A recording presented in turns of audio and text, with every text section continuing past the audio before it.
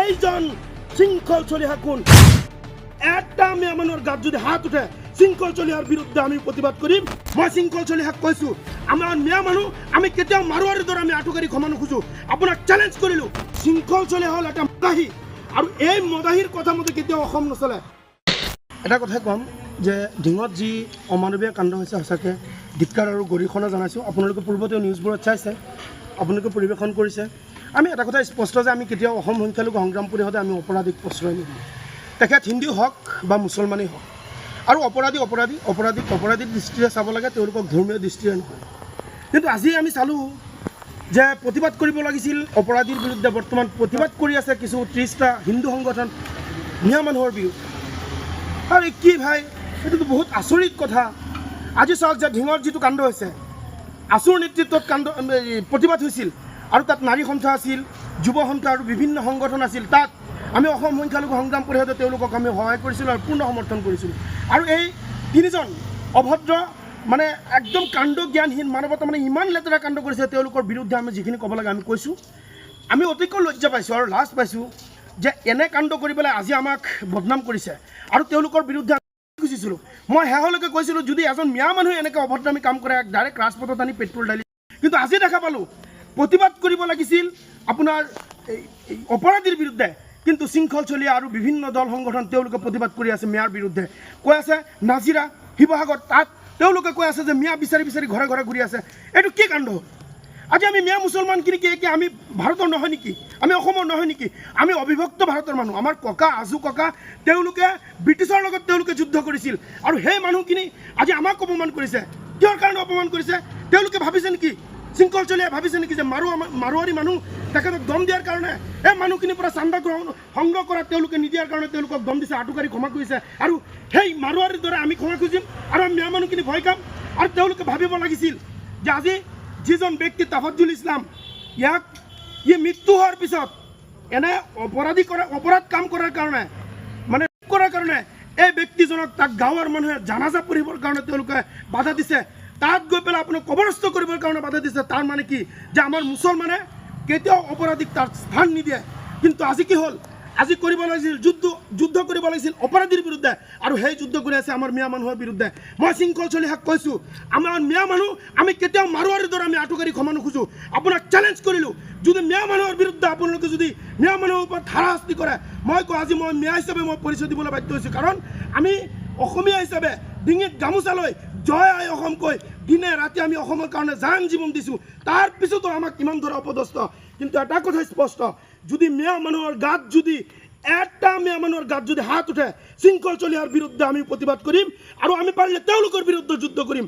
কিন্তু এটা কথা কৈ দিওঁ, আজি চাওক মই আপোনাক দেখাওঁ যে শৃংখল চলিয়া যেতিয়া নেকি আপোনাৰ কলা চশমাটো পিন্ধি পেলাই শৃংখল চলিয়া যেতিয়া নেকি ওলাই আহে, তাৰ অভদ্ৰামী তেতিয়া আৰম্ভ হয়। আৰু মই আপোনাক দেখাওঁ এজন মদাহী মানুহৰ পৰা আমি আৰু কি বিচাৰিব পাৰোঁ? শৃংখল চলিয়া হ'ল এটা মদাহী, আৰু এই মদাহীৰ কথা মতে কেতিয়াও অসম নচলে। আমি অসমৰ মাজত হিন্দু মুছলমান আমি ঐক্যবদ্ধ হিচাপে থাকোঁ। মই এটা কথাই মই অসমৰ প্ৰতিটো জনসাধাৰণক প্ৰতিটো সংগঠনৰ মানুহক মই অনুৰোধ জনাম, আমি ইয়াত ধৰ্মীয়ভাৱে ভাগ নহয়, আমি অসমীয়াৰ বিৰুদ্ধে যদি কোনোবাই কিবা কৰে তাৰ বিৰুদ্ধে কৰক। গতিকে অসমীয়া কিশোৰ আৰু এইজনী ছোৱালীক কৰাৰ কাৰণে আমাৰ মুছলমান সমাজ ওলাই হাজাৰ ৰাইজ ওলাই তাৰ বিৰুদ্ধে প্ৰতিবাদ কৰিছোঁ। আমাৰ ইমানখিনি আপুনি দিছে, আজি আপুনি ডিফ কওক, তাৰপিছত আপুনি হুজাই কওক। আজি 24 ঘণ্টাৰ ভিতৰত 4টা-5টাকে পুৰোহিত আৰু বিভিন্ন ধৰণৰ হিন্দু মানুহ, তাৰপিছত আপোনাৰ তাত গৈ পেলাই আৰু শিক্ষক আছে, এইসকলৰ বিৰুদ্ধে আপোনালোকে কিয় প্ৰতিবাদ নকৰে? তাৰ মানে কি বুজাই আছে? আপোনালোকে এটা কথাই আমাক বুজাই আছে যে হিন্দু মানুহখিনি যদি কৰে তেওঁলোকৰ ভুল নাই, আৰু আমাৰ মিয়া মুছলমান মানুহখিনি যদি অপৰাধ কৰে অপৰাধ। গতিকে আপোনালোকক স্পষ্ট ভাষাত কৈছোঁ, অপৰাধীৰ নজৰত চাওক। যদি মিয়াৰ নজৰত চাই পেলাই মিয়াৰ ওপৰত অশান্তি আৰু অত্যাচাৰ কৰে, আপোনালোকৰ বিৰুদ্ধে কিন্তু আমি সংগ্ৰাম কৰিম, আপোনালোকৰ বিৰুদ্ধে আমি যুদ্ধ কৰিম। আমি এটা মিয়া মুছলমানৰ ওপৰত আপোনালোকে হাত তুলিলে কিন্তু আপোনালোকৰো খবৰ আছে। ক'ত ৰচিত মণ্ডলক আপুনি কৈছে যে বিহু দেখুৱাই দিব, আৰু ইমান ফুটুৱামি কথা। এজন বিধায়কক আপুনি ভালকৈ তেওঁ কথা ক'ব নোৱাৰে, তাৰ মানে কি? ফটুৱামি চব জেগাত নাখায়। আপুনি উদ্ভণ্ডালি আপোনাৰ শিৱসাগৰত কৰক, প্ৰত্যেকজন ব্যক্তিৰ কাৰণে আপুনি উদ্ভণ্ডালি নকৰিব। আৰু মিয়াৰ ওপৰত যদি অত্যাচাৰ হয় নহয়, আমি প্ৰত্যেকটো মিয়াই আমি একগোট হৈ যাম। আৰু এটা কথা স্পষ্টভাৱে কৈ আছোঁ, যিসকল 5 টকীয়া টুপি পিন্ধি পেলাই গৰীয়া মানুহ আছে নহয়, যিসকল 5 টকীয়া টুপি পিন্ধা গৰিয়া মানুহ মই তেওঁলোকক কৈ আছোঁ আপোনালোকে ভাবিছে যে আমাৰ মিয়াৰ ওপৰত দুখ জাপি দিব মই কৈ আছোঁ গৰিয়া মানুহৰ প্ৰত্যেকটো মছজিদত যিসকল ইমাম আছে গৰিয়া মানুহৰ যিসকল মাদ্ৰাছাত ইমাম আছে প্ৰত্যেকটো ইমাম আমি বৰ্জন কৰি দিম গৰিয়া মানুহৰ লগত আমাৰ কোনো ধৰণৰ সম্পৰ্ক নাৰাখোঁ তেওঁলোক যি সময়তে যাৰ চাব হিন্দু মানুহৰ লগত যদি তেওঁলোকৰ ভাল তাত গৈ পেলাই ছাইড লৈ যায় মুছলমানৰ লগত আমাৰ মিয়া মানুহখিনিৰ লগত ভাল ছাইড লৈ যায় গতিকে গৰিয়া মানুহখিনিক আপোনালোকক কৈ আছোঁ মোৰ মা গৰিয়া হয় তাৰপিছতো মই আপোনালোকক কৈ আছোঁ ভাগ কৰিব বিচৰা নাছিলোঁ যিসকলে মিয়া মানুহৰ বিৰুদ্ধে প্ৰতিবাদ কৰিছে নহয় আপোনালোকক কৈ আছোঁ 5 টকীয়া টুপি পিন্ধা গৰিয়াবোৰক কৈ আছোঁ আপোনালোকৰ মছজিদত আমাৰ মিয়া যিসকল ইমাম আছে আমি বৰ্জন কৰি দিম আপোনালোকৰ তাত গৈ পেলাই নামাজ পঢ়োঁতে মিয়া মানুহ লাগে জানাজা পঢ়োঁতে মিয়া মানুহ লাগে বিয়া পঢ়োঁতে মিয়া মানুহ লাগে আৰু গালি মিয়াক পাৰিব তাৰ মানে কি ধৰ্মৰ ক্ষেত্ৰত আপোনালোকক ৰিপ্ৰেজেণ্ট কৰিব মিয়া মানুহ আৰু তাৰপিছত আপোনালোকে গৈ পেলাই যেতিয়া নেকি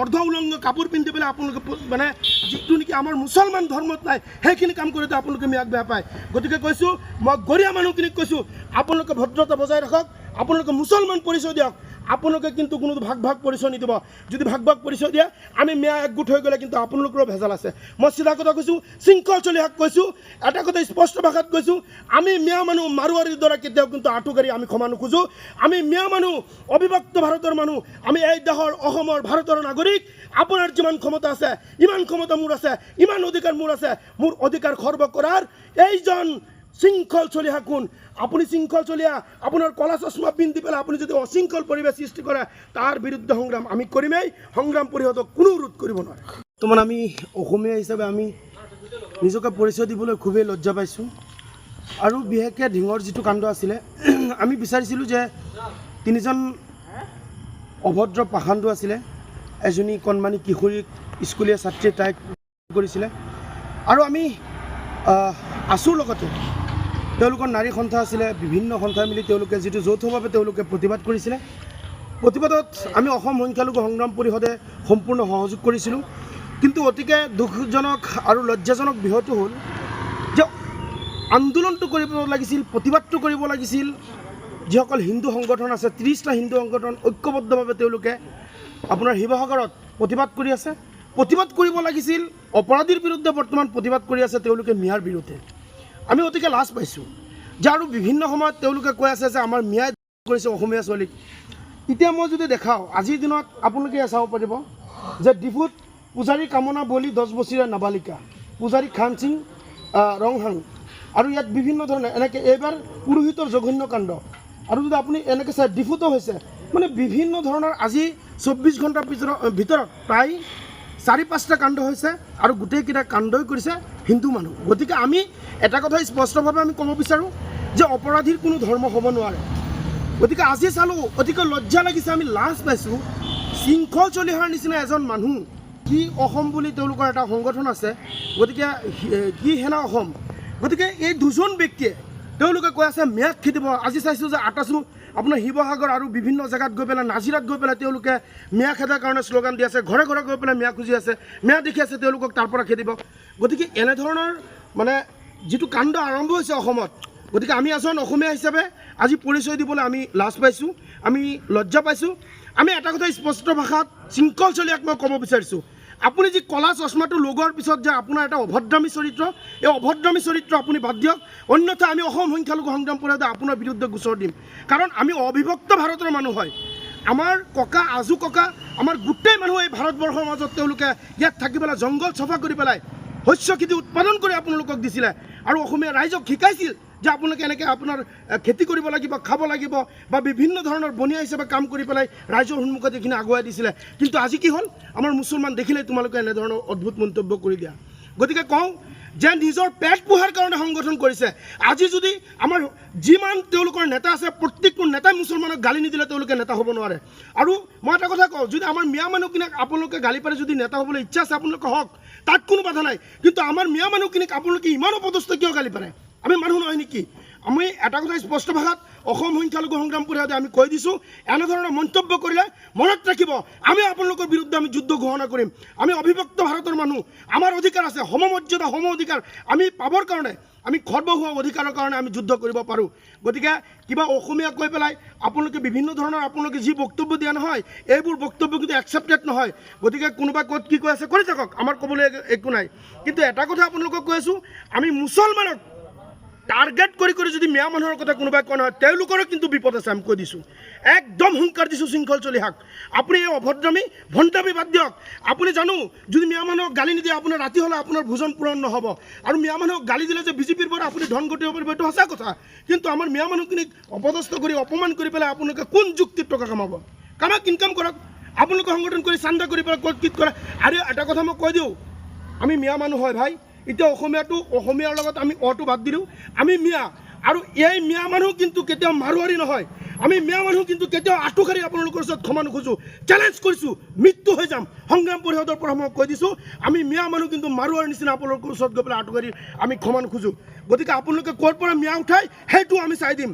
কিন্তু মিয়া মানুহৰ ওপৰত কৰা অপদস্থ প্ৰত্যেকটো অপদস্থৰ প্ৰতি উত্তৰ আমি সংগ্ৰাম পৰিষদে দিম। একদম চিধা কথা কৈ দিছোঁ, আপোনালোকে যিমান কথা ক'ব প্ৰত্যেকটো কথাৰ শৃংখল চলিহাৰ প্ৰতি উত্তৰ সংগ্ৰাম পৰিষদৰ পৰা পাব। অভদ্ৰামী ভণ্ডামী ফটুৱামী আৰু যিখিনি কাম কৰিছে নহয়, প্ৰত্যেকটো কামৰ প্ৰতি উত্তৰ দিম। ফাল্টুমি বন্ধ কৰিবলৈ সংগ্ৰাম পৰিষদৰ তৰফৰ পৰা শৃংখল চলিহাক আমি সকীয়াই দিছোঁ।